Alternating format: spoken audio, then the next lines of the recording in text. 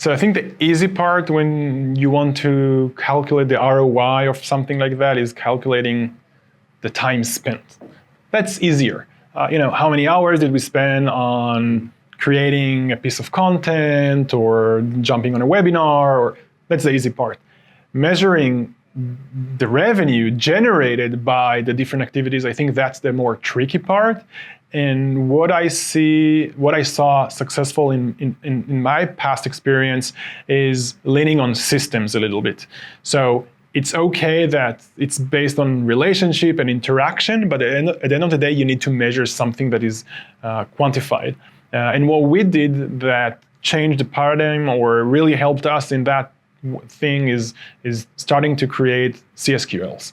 It's not something that I would say every CS leader should do from day one in the company, when you don't have a full-blown team, but at some point, if you want to be able to show the business that customer success is not a cost center, but actually helping in creating revenue, start creating and measuring CSQLs. And then that's the first step, in my opinion, because then when a CSM has a beneficial conversation with a customer, opportunity created, and handed over to sales, you can see the ratios of how many are being created, how many are being translated or converted into a deal, what is the average deal size. You can start playing with the data, and you have to be data-driven in customer success. So that's the first step, and that's more around creating opportunities. Now, for content creation, I haven't being able to automate what I'm going to share. It's something that we did more manually and not an automated way, but we started leveraging the content that we created in order to create CSQLs and in order to convert CSQLs.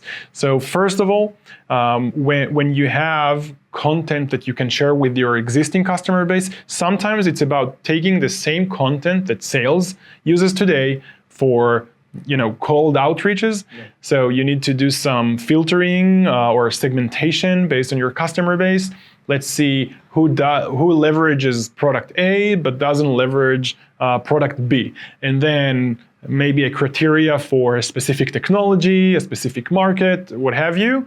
And then you start blasting with very targeted content.